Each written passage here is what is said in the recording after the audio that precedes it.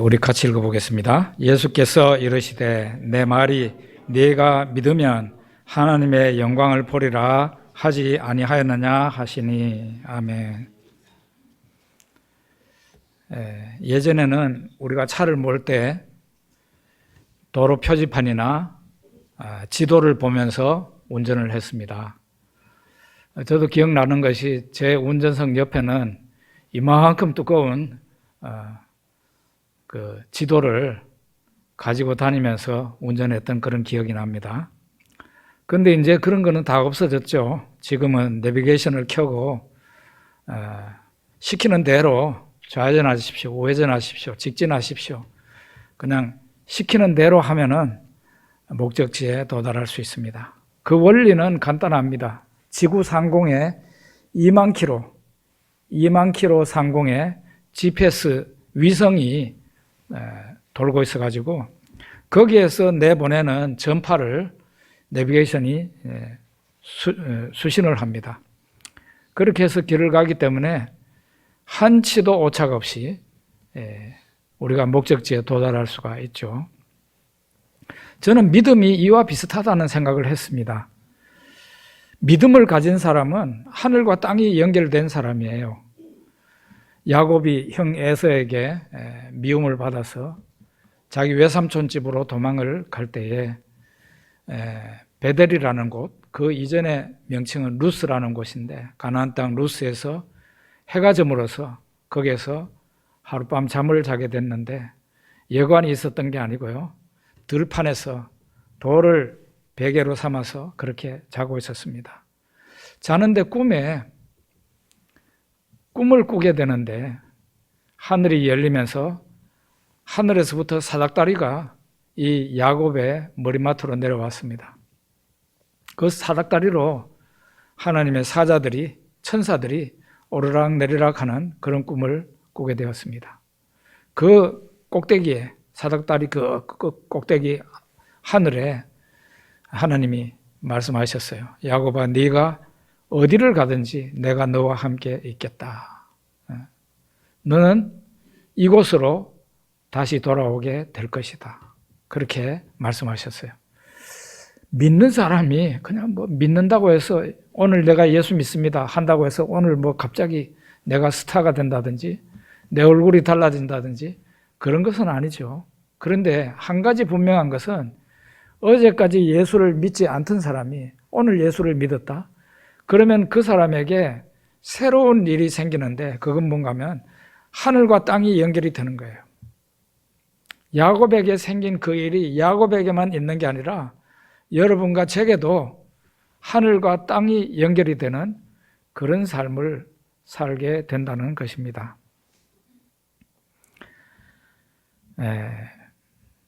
예수님이 어느 날 자기가 사랑하는, 예수님이 사랑하시는 나사로가 병들었다는 말을 전해 들었습니다. 사실은 굉장히 위중한 병이었는데 그 말을 듣고 다른 때는 예수님이 이런 말씀을 하면은, 말씀을 들으면 바로 그냥 내가 가리라 해가지고 가셨던 예수님이 웬일인지 그날은 바로 가지 않고 이 병은 죽을 병이 아니다 라고 말을 하셨습니다. 그리고 계시던 곳에서 이틀을 더 계시고 난 다음에 이제 나사로한테로 가자, 나사로를 깨우러 가자 이렇게 말합니다. 제자들이 그 말을 오해해서 잠잤으면은 나사로가 낫겠네요 라고 말합니다. 그때 예수님께서 밝히 말씀하셨는데 그게 뭔가 하면 나사로가 죽었느니라 그랬습니다. 예수님은 나사로가, 병들은 나사로를 살리기를 원하지 않았고 죽은 나사로를 살려내시기를 원하셨어요. 예수님이 그 나사로의 동네에 가니까 이미 나사로가 죽었고 장례식까지 다 마친 상태였어요. 말하자면 그 예수님을 받아들이는 마르다와 마리아의 입장에서 보면 예수님이 오셔도 너무 늦게 오신 거예요. 야속하잖아요. 좀 빨리 오셔서 우리 오빠를 낫게 안 죽게 했으면 얼마나 좋았었는데 이제는 걸렀구나 그렇게 생각을 했겠죠. 그래서 예수님이 나사로의 무덤에 가자 해서 갔습니다. 가니까 돌이 그 입구를 막고 있었어요. 돌을 옮겨 놓으라 하니까 마르다가 말을 합니다. 주여, 죽은 지가 나흘이 되어서 벌써 냄새가 나나이다. 뭘 하시려고요? 늦게 오셔서 이제 뭘 하려고요? 상황은 다 끝났습니다. 그런 태도죠. 그때 예수님께서 뭐라고 그럽니까? 내 말이 네가 믿으면 하나님의 영광을 보리라 하지 아니하였느냐. 네가 믿으면 하나님의 영광을 보리라. 예수님은 그 얘기를 마르다에게 합니다. 그리고 무덤을 향해서, 나사로가 있는 무덤을 향해서 예수님이 말씀하십니다. 나사로야, 나오너라. 그러니까 나사로가 무덤에서 성큼성큼 걸어 나왔다가 그랬죠? 예, 아니요. 예, 나사로가 걸어 나왔다고 말을 하지 않습니다.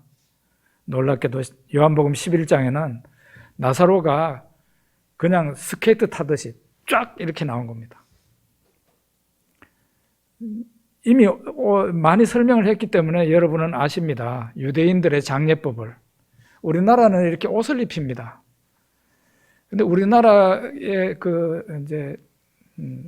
돌아가신 분을 베옷을, 삼베옷을 입히는 거는 제가 듣기로는 일제시대 때부터 생긴 일이라 그러네요. 우리나라 원래 전통적인 장례는 평소에 그가 그 고인이 가지고 있었던 가장 아름다운 옷, 좋은 옷을 입혀서 장례식을 치렀다고 그럽니다. 그런데 일제시대 때부터 그 삼베옷을 입혔는데 저는 이 부분은 바뀌어졌으면 좋겠다는 생각이 들었어요. 예. 베옷은 고인을 떠나보낸 자식들이 입는 겁니다.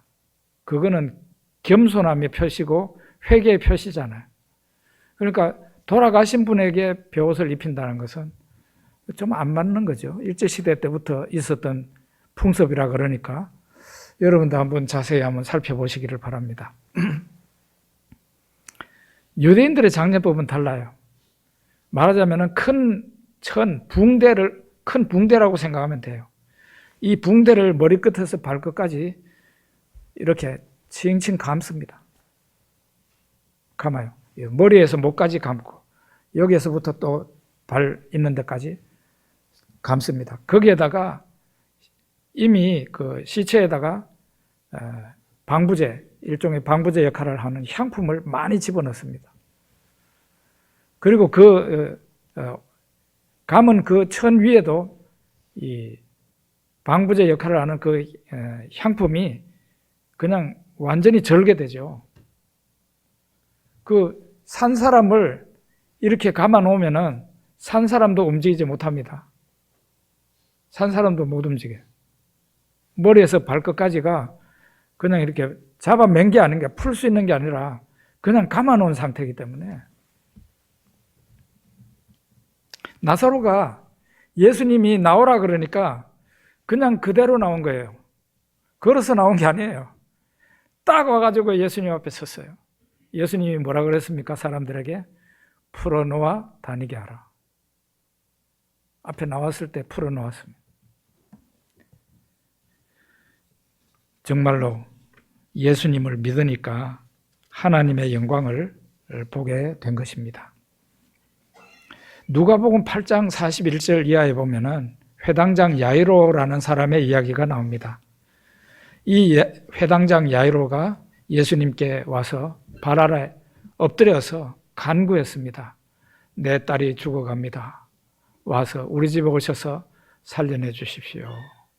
그래서 예수님께서 내가 가리라 하고는 가는 도중에 12해 동안 혈류병으로 고생한 여인이 그 군중들 틈 사이를 뚫고 예수님 뒤로 와가지고 옷자락에다가 자기 손가락을 대게 됩니다. 내가 이분의 옷자락에 내 손가락만 대어도 나으리라 하는 믿음을 가지고 된 겁니다.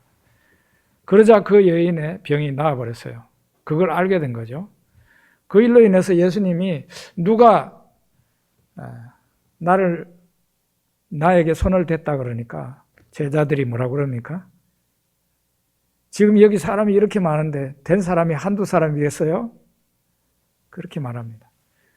아니라 누가 되었다 그러니까 그 여인이 예수님 앞에 와서 자기가 그런 사람이라는 걸 말을 하고 하니까 예수님께서 여인에게 여인아 내 믿음이 너를 구원하였나니라.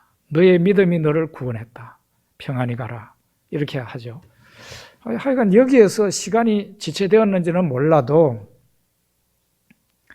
회당장 야이로의 집에서 사람이 와가지고 당신의 딸이 죽었습니다. 당신의 딸이 죽었습니다. 선생님을 더 괴롭게 하지 마십시오. 이렇게 말을 했어요. 그 말을 옆에서 들은 예수님이 회당장 야이로에게 말을 합니다. 두려워하지 말고 믿기만 하라. 그리하면 딸이 구원을 얻으리라. 이랬습니다. 딸이 죽었다는 것은 세상적으로 말하자면 상황 끝이죠. 이제 더 이상 고생할 필요 없는 거죠. 죽은 사람을 어떻게 하란 말이냐. 그렇지만 예수님은 죽었다는 그 말을 듣고도 두려워하지 말고 믿기만 하라고 회당장에게 말을 했습니다. 회당장은 예수님의 그 말씀을 믿고서 예수님을 자기 집으로 인도합니다. 말하자면은 상황은 불신앙에 빠지기 쉬운 상황이었지만 불신앙에 빠지지 않고 끝까지 예수님이 하라는 대로 믿고 의지한 겁니다. 예수님이 그 집에 가서 아이가 누워있는 방에 들어가 가지고 달리다굼 소녀야 내가 너에게 말하노니 일어나거라 할 때 그 소녀가 영혼이 돌아와서 다시 살아났습니다. 믿음이라는 것은 절망적인 상황에서도 절망하지 않고 두려워하지 않고 끝까지 믿음을 포기하지 않고 하나님을 신뢰하고 예수님을 신뢰하는 겁니다. 믿음이라는 게 그런 거예요. 할 만한 상황이고 내 손이 풀어질 만한 모든 걸 이제는 끝났으니까 포기할 만한 상황인데도 그걸 포기하지 않고 끝까지 예수님을 믿고 신뢰하는 태도. 그게 바로 믿음이라고 할 수 있죠. 그런데 우리의 믿음이 어떤가요? 우리의 믿음은 솔직히 말해서 불완전합니다. 마가복음 9장에 보면 예수님께서 베드로, 야고보, 요한과 함께 변화산에 올라가시고 밑에 남아있는 제자들에게 어떤 사람이 자기의 귀신 들린 아들이라고 하면서 어떤 아버지가 자기 아들을 데리고 왔습니다. 제자들은 이전에 예수님 주신 능력으로 귀신도 쫓아내고 병도 고치고 했었기 때문에 이번에도 하면 되겠지 하고 귀신을 쫓아내려고 했는데 그게 안 됐어요. 실패했어요. 그러니까 이 일로 인해 가지고 막 옥신각신하게 되는 일이 발생했습니다. 그런데 그때 마침 예수님이 산에서 내려오셔서 무리들 가운데 오시니까 사람들이 예수님에게 다 모여들었어요. 그 귀신 들린 아이를 데리고 온 아버지가 이런 말을 합니다. 내가 귀신 들린 내 아이를 데리고 왔는데 당신의 제자들이 능히 쫓아내지 못했습니다.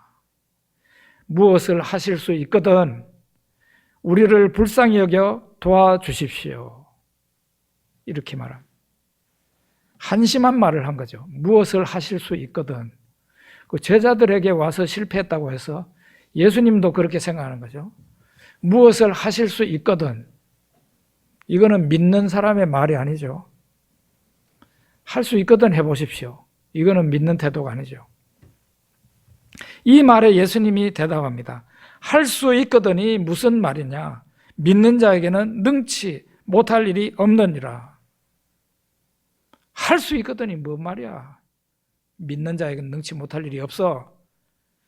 예수님의 이 말에 그 아버지가 어떤 반응을 보입니까? 소리를 냅다 지릅니다. 내가 믿나이다. 나의 믿음 없는 것을 도와주소서. 이야, 이 말은 정말 진실한 고백이에요. 내가 믿나이다 하는 이 말은 좀 더 정직하게 말하자면 나에게 완전한 믿음이 없지만 믿겠습니다. 믿겠습니다. 그런 뜻입니다. 나의 믿음 없는 것을 도와주소서. 자기 자신이 믿음 없는 사람이라는 것을 고백을 하면서 나의 믿음 없는 것을 도와주소서. 이 사람, 결국 사람의 믿음이라는 것은 이런 거라는 거예요. 우리는 믿음이라는 것을 100% 완벽한 믿음을 생각하면 이 세상에 100% 완벽한 믿음을 가진 사람이 어디 있어요? 아무도 없어요. 이 사람이 어떤 사람이었습니까? 조금 전에는 예수님에게 회의적으로 말을 했던 사람, 무엇을 하실 수 있거든 이런 식으로 말을 한 사람이었어요. 그런데 예수님의 책망을 받게 됩니다. 할 수 있거든이 무슨 말이야? 믿는 자에게는 능치 못할 일이 없느니라. 그 말, 그 책망이 섞인 말을 듣고 대분에 그 마음과 태도가 변하죠. 내가 믿습니다. 내 믿음 없는 것을 도와주십시오. 이렇게 나오죠. 이게 바로 믿음이라는 거예요, 이게.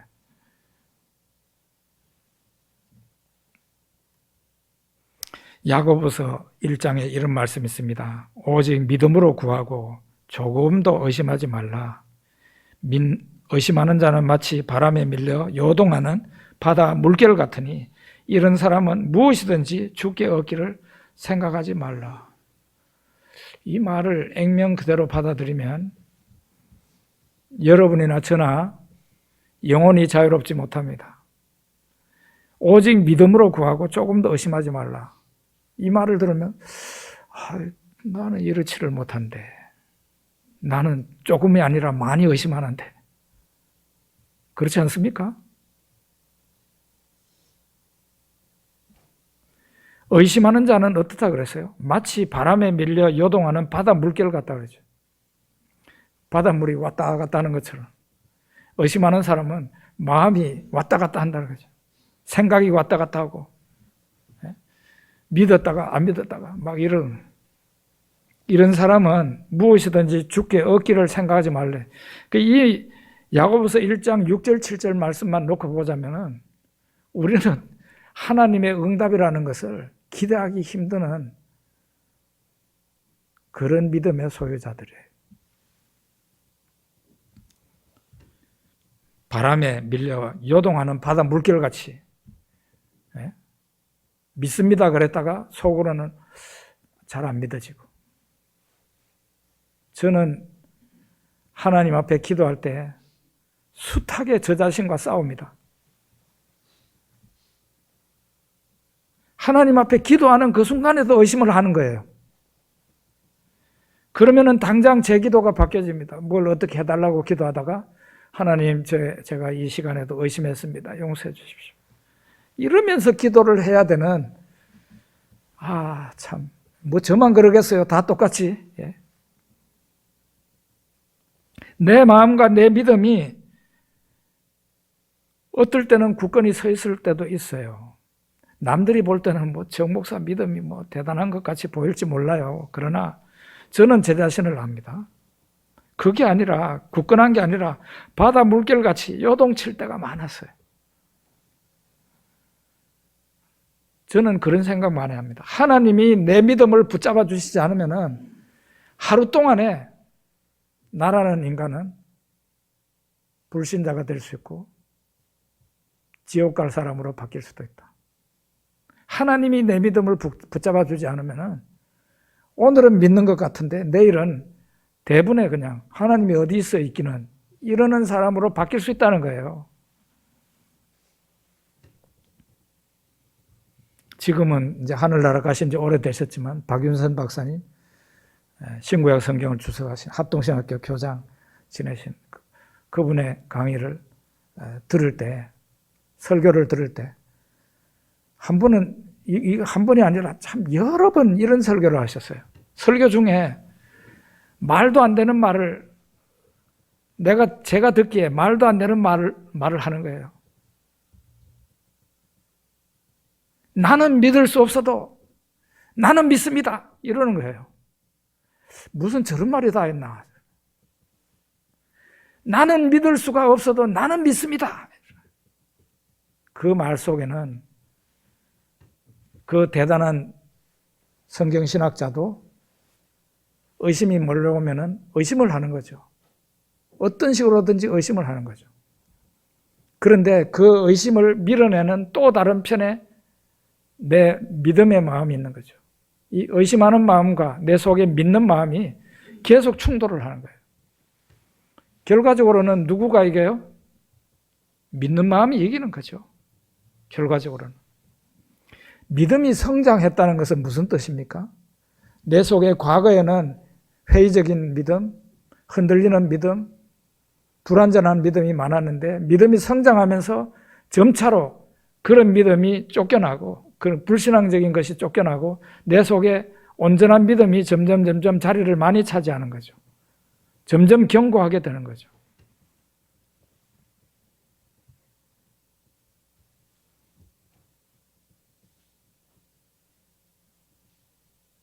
성경의 위인들을 봅니다. 그분들도 완벽한 믿음을 가진 사람은 아무도 없었어요.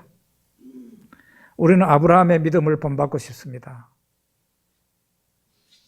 창세기 12장에 하나님께서 아브라함에게 복을 약속하시면서 내가 너에게 지시할 곳으로 가라. 지시하는 땅으로 가라. 그래서 아브라함이 하나님의 그 말씀을 딱 듣고 갈 바를 알지 못하고 길을 떠나서 마침내 도달한 곳이 가나안 땅이었어요. 내가 이 땅을 너와 너 후손들에게 주겠다. 하나님이 나타나셔서 말씀하셨어요. 그 하나님이 약속하신 땅에 머물게 됐으면 축복의 땅인데 그 축복의 땅을 떠나면 안 되잖아요. 가나안 땅에 들어가고 난 뒤에 얼마 안 되어서 아브라함에게 어떤 일이 생겼습니까? 가나안 땅에 심한 흉년이 들었습니다. 심한 기근이 들었다고. 그냥 참을 수 있는 정도가 아니라 참기가 힘들 만큼 대단한 기근이 온 겁니다. 아브라함이 만약에 믿음으로 그 문제를 해결하려고 했으면 어떻게 했겠습니까? 애굽으로 내려가지 않죠. 안 내려갑니다. 막 소가 죽어가고 양이 죽어가고 그래도 버텼을 거예요. 하나님이 이 땅을 약속해 주신 땅입니다. 복된 땅이라고 그랬습니다. 저와 제 후손들에게 주신 땅입니다. 저는 여기에서 한 뼘도 이동 안 하랍니다. 이렇게 하면은 하나님이 무슨 대책을 내시게 돼 있어요. 그런데 아브라함이 어떻게 합니까? 심한 흉년에 이거는 어쩔 수 없어. 애굽으로 갔다 와야 되겠다. 나일강 하류에 그 풀이 많다는데 거기 가서 흉년이 지날 때까지 있다가 와야 되겠다. 그러면서 자기 아내에게 여보, 당신 나한테 은혜를 베풀 수 있는 방법이 이거 하나밖에 없어. 이제 당신이 나를 오빠라고 그래. 그리고 당신 실제로는 사촌 동생이잖아. 그러니까 오빠라고 해도 돼. 내가 그래야 가는 데마다 내 목숨이 붙어 있을 수 있어. 당신이 내한테 베풀 은혜야. 이런 식으로 말을 하잖아요. 여기에서 우리는 아브라함의 믿음에 실망하게 됩니다. 아브라함이 하나님을 믿었다면, 제대로 믿었다면 왜 애굽에 내려가요? 그리고 애굽에 내려가면서 왜 거짓말을 해요? 하나님이 다 지켜주실 텐데. 그의 목숨을 지켜주실 텐데.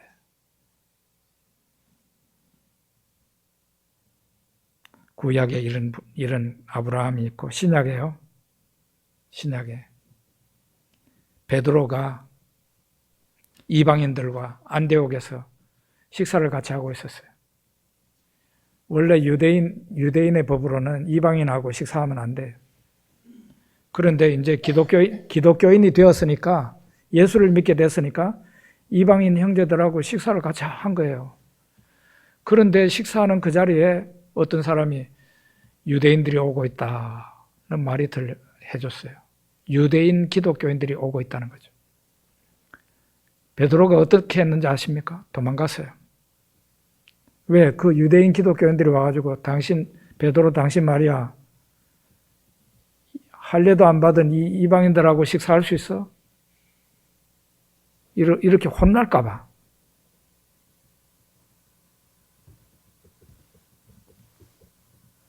그런데 이 광경을 보고 바나바도 얼른 도망을 갔어요.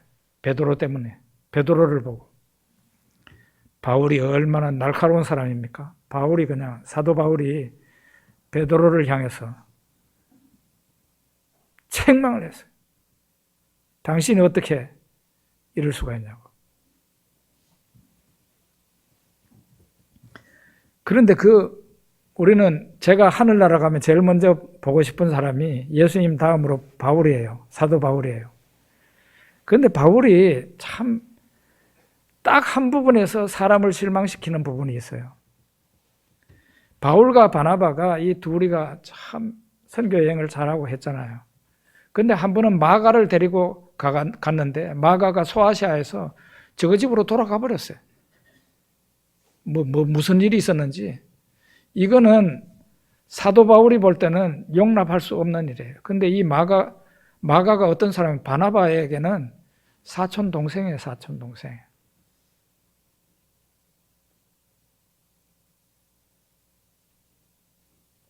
그러니까 마가의 어머니는 바나바에게 고모나 이쯤 되는 거죠. 고모나 아니면 이모나 이 정도 되는 거죠. 나중에 선교 여행을 다시 떠나게 될 때가 됐을 때 바나바가 마가를 같이 데리고 가자고 사도 바울에게 말을 합니다. 사도 바울은 원칙주의자예요. 원칙주의자. 얄짤 없어요. 그 사람 마가 자격 없어요. 못 데리고 갑니다. 이렇게 됐네. 그런데 바나바는 어떤 사람이에요? 실용주의자예요. 실용주의자. 마가가 지난번에 우리를 실망케 했지만 우리 인간 하나 만들어 봅시다. 우리가 이 사람 안 데리고 가면 이 사람 이제 그걸로 끝나요. 우리 사람 하나 만들어 봅시다. 바나바는 이런 사람이에요. 실용주의자예요. 실용주의자와 원칙주의자가 부딪힐 때는 누구가 양보해야 됩니까? 저는 여러분이 보실 때 어떤 사람이에요? 저는 원칙주의자예요. 원칙주의자. 원칙에서 잘 안 움직여요. 만약에 실용주의자와 원칙주의자, 그러니까 바나바와 사도 바울 사이에 이제 막 논쟁이 붙었어요. 된다, 안 된다. 이때 누구가 양보를 해야 되느냐고요. 원칙주의자가 양보해야 돼요. 원칙주의자가. 원칙주의자가 어떻게 양보를 하는가 하면, 그래, 나는 얘를 보니까 얘가 하나님의 종이 되기에는 걸렀어요. 내가 볼 때는. 그렇지만 바나바 당신이 하도 그렇게 하니 한 번은 데리고 가봅시다. 이게 바로 양보예요. 한 번은 데리고 가봅시다. 그렇게 하면 되는 거예요. 그래가지고 그놈이 또 데리고 갔더니 또 집으로 돌아가네. 그러면 그걸로 끝나는 거지만, 그래요. 알았습니다. 우리 한 번 더 데리고 가봅시다. 이렇게 했으면 바울과 바나바가 심히 다투고 헤어지는 일은 없잖아요. 바울이나 바나바나 대단한 위인들이지만 아주 못난 모습이 바로 여기에서 있단 말이에요. 사실은 싸울 일이 아니에요. 싸울 일이 아니라고. 교회의 많은 부분이 그래요. 교회에서도 그게 싸울 것까지는 아닌데, 그래가지고 막 서로 감정을 핥히고 그럴 일은 아닌데, 그 조금 특별히 원칙론자가 양보를 해야 돼요. 이런 얘기 저런 얘기 있을 때 원칙적으로 이런 사람은 택도 없지 이러는 거를, 그래요, 우리 한 번은 한번 해봅시다. 이렇게 하면은 교회가 평화로워지고 회의가 잘 끝날 수 있어요. 그리고 이제 그렇게 해가지고 마가를 데리고 갔는데 마가가 또다시 나중에 못난 짓을 하면, 그전에는 이제 뭐 실용주의자도 할 말이 없잖아요. 아무리 일가 친척이라도 할 말 없는 거예요. 이렇게 해서 교회 일을 꾸려가야만 되는 겁니다. 성경에 보니까 위인들도 그 믿음이 완벽하지 않았어요. 믿음이 있으면 왜 그렇게 행동합니까? 그래서요, 흔들릴 수 있는 것이 우리의 믿음이라는 거예요.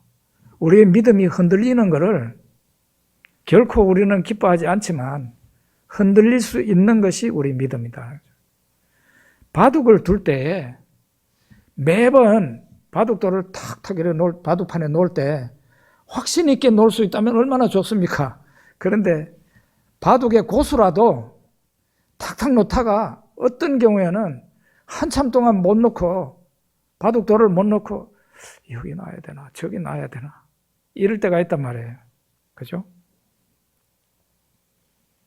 그러다가 최종적으로 좋은 자리에 딱 놓으면 되는 거죠. 믿음이라는 것도 그렇습니다. 내 마음이 요동치고 바다 물결같이 왔다 갔다 한다고 할지라도 내가 최종적으로 어느 쪽에다가 내 인생을 거느냐, 그게 중요한 거예요. 그래, 하나님의 말씀에 내 인생을 한번 걸어보자 하고 딱 결정하는 순간에 그게 바로 믿음이 되는 거라고요.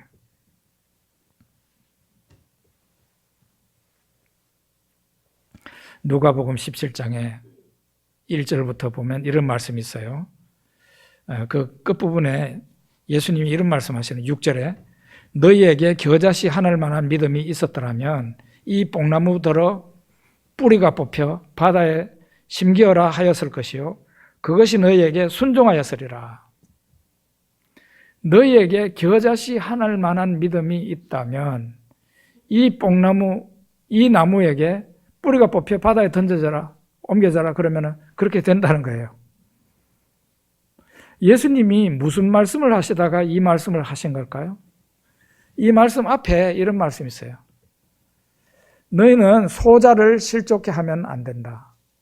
너희가 만약에 한 영혼을 실족해 하면 너희들 목에 연자맷돌을 달고 바다에 던져지는 게 차라리 낫다고.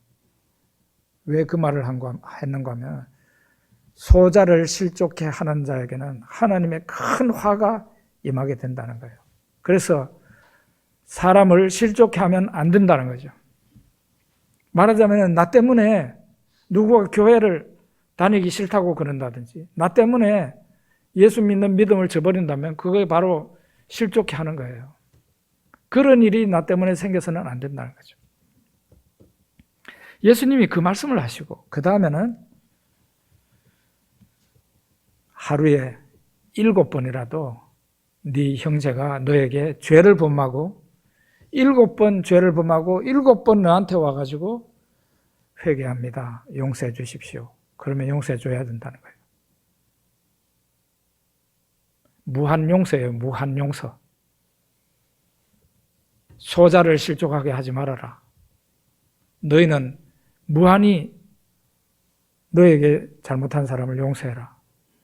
그 말을 들으니까 제자들이 어땠는가 하면 나같이 이런 믿음을 가진 사람이 어떻게 그렇게 될 수 있지?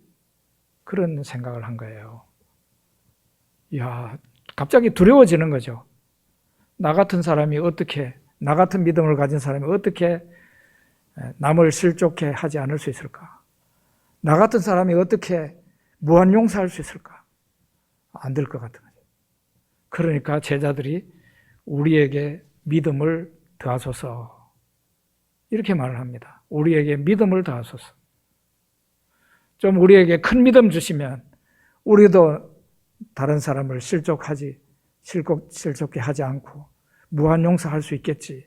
우리에게 큰 믿음 주십시오. 이런 식으로 예수님에게 기도를 할 때에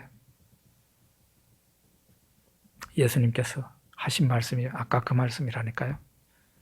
너희에게 겨자씨 하나일 만한 믿음이 있다면 이 나무에게 뿌리가 뽑혀 바다에 심기를 하면 그대로 될 것이라. 무슨 얘기입니까? 너희에게 겨자씨 하나일 만한 지극히 작은 믿음이 있다면, 그런 믿음이라도 너희에게 있다면 어마어마한 일이 너희들에게 일어날 수 있다는 거예요. 믿으면 하나님의 영광을 보리라 하는 말과 일치가 되는 겁니다.